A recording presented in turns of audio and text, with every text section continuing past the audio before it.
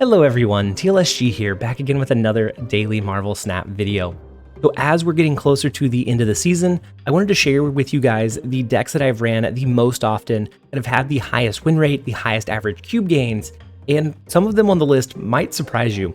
I'm going to be giving a brief explanation of each one of these decks with some gameplay in the background. If you want to see any particular one in more depth, let me know in the comment section down below and I'm sure that I can make it happen. Alright, so first up on the list we have a deck that I call Darkula, and I've used a lot of different variations of Zabu decks, and it definitely represents a bigger chunk of my climb this season than what this one is actually going to show. But this particular variant has been the most consistent for me just because it has several different play lines. If you don't draw into Zabu, you have a couple of different ways to push a sneaky amount of power that might be able to win you the game. And so you can increase your win rate just ever so slightly, and with that, your average cube gains. So with this list, I've played it for a total of 90 games. I've had a win rate of 57%, and with that 57%, I've averaged a average cube gain per game of 0.43. Now this is a little bit on the lower side, but remember these are games in rank 100 plus, and it did perform better whenever I first started running it. But as people start recognizing the different patterns, the different play lines, the different archetypes, then it stops performing quite as well. Even though it is still incredibly consistent, it is just so much more common that the opponent can much more easily assess whether they should stick it out, whether they should snap, whether they should retreat, and they just typically have some really good information about the Zabu archetype, because Zabu is so commonly played that pretty much everybody knows what kind of play line is coming once that card is dropped onto the board. So you can make a little bit more informed decision than whenever this archetype was new and still being discovered. And so this particular list leans on a couple of different play lines. So if you don't draw into your Zabu, you do have the Lady Sif and Ghost Rider package combo to discard and resummon either your Giganto or your Infinite. You have the Hawk playline that you also have some disruption in your Korg and Rock Slide that you can throw at your opponent.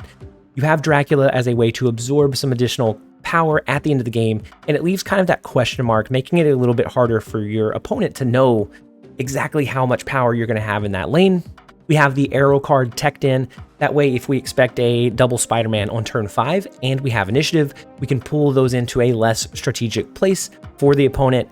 Or on turn 6, if we have the lead in 2 lanes, we can always pull their cards over, pull them away from the lanes that the opponent actually wants them in, and a lot of times we can win the game on just an arrow play at the end by itself. Now, the high roll potential of this list is not as big as something like a Moon Girl double down deck where you have 2 Hawks, 2 Rock Slides, and you just really lean into that potency that you get with Zabu. It's not going to completely lock the opponent out of a lane, similar to the Spider-Man package. But what I found with this list is that it is very good at giving an average power push. So it's not going to beat all of the high rolls from the opponent, but what it can do is consistently push a decent amount of power. And that's why with this list, I've found a little bit higher percentage win rate compared to those other ones, even though this one is still incredibly common in the meta.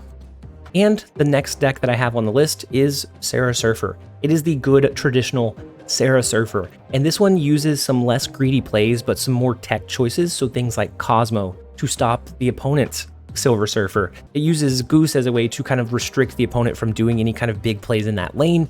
You have the Nova that accompanies your Killmonger. This could easily be an Iceman instead, but I figured since we're running Killmonger anyways, a lot of times we can leverage that Nova to give ourselves a little bit of an extra push. And then overall, it is a very straightforward standard Sera Surfer list. And over the course of 110 games, I've had a 56% win rate, so just under the Darkula, but I've had a slightly higher average cube gain of 0.44. So what I found with Sera Surfer lists is that I'm able to get the snap off a little bit more often than with a Zabu deck, because if you snap whenever you're running Zabu, a lot of times the opponent is just going to retreat unless they just have a really, really good hand. And so I'm able to see the end of games a little bit more often because Sera Surfer is a last turn combo. And if the opponent thinks that they can outpower or outposition, then a lot of times they'll stick it out for that initial snap, even if they end up retreating on the last turn. Now, this next one on the list came at a really big surprise to me.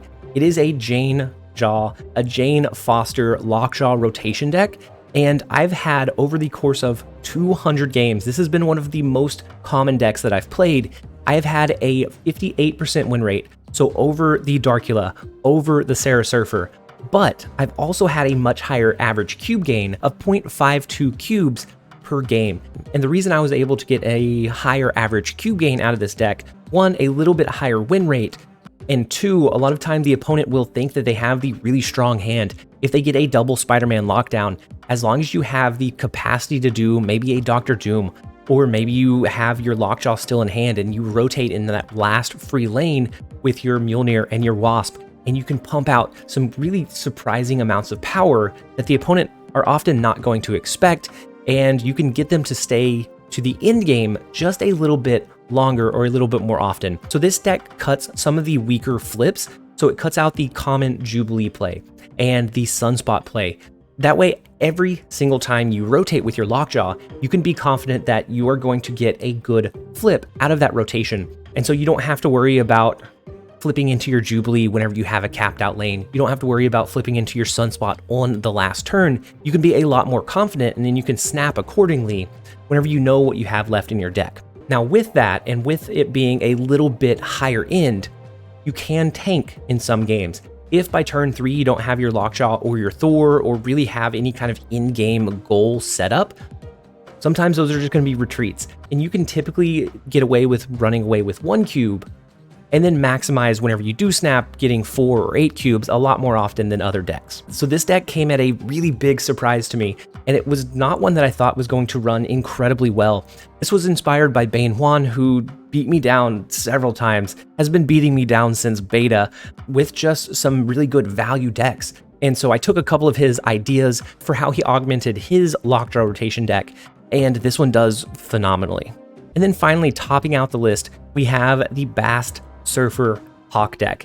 And this one performs really, really well. It is fairly consistent, so whether you draw your Mr. Negative or not, you always have a decent power push.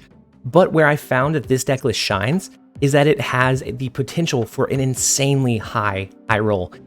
In the right setup, you can have your Wong, your Mystique, and your Silver Surfer all dropped on the last turn, so the opponent is most likely thinking of an Iron Man and a single Silver Surfer trigger, and then all of a sudden you drop a quadruple Silver Surfer trigger and you can push and surprise a lot of value from your opponent. And so a lot of times you're going to be getting 4 and 8 cube gains where the opponent thinks that they have a traditional Silver Surfer deck beaten. Now for this deck, I have also played it for 200 games this season. Over those 200 games, I've had a slightly lower win rate than the Lockjaw deck. So the Lockjaw deck is actually the highest win rate deck that I've had for the season over the course of the entirety of the season.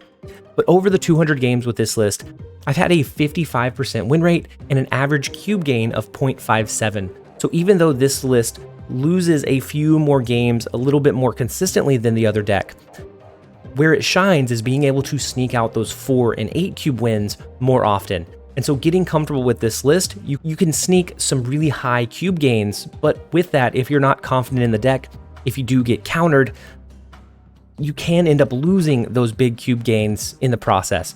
But overall, any deck on this list has done incredibly well, and it has a mixture of Series 5 cards, just Season Pass cards, or one that doesn't have any of those. It's just a Series 3 build, and has served me the best because it is not the flavor of the week right then. And so because it's not the flavor of the week, because not everybody is running it and knows how to counter it or how large that power push can be, it's harder for the opponent to judge whether they should stick it out, whether they should snap, or whether they have a chance of even winning. So those were my top 4 decks that I've been running this season that have helped me get to rank 140. Let me know what decks you have been running and have had the most success with over this season in the comment section down below. And as always, I hope that you guys enjoyed the video. This has been TLSG. Later, guys.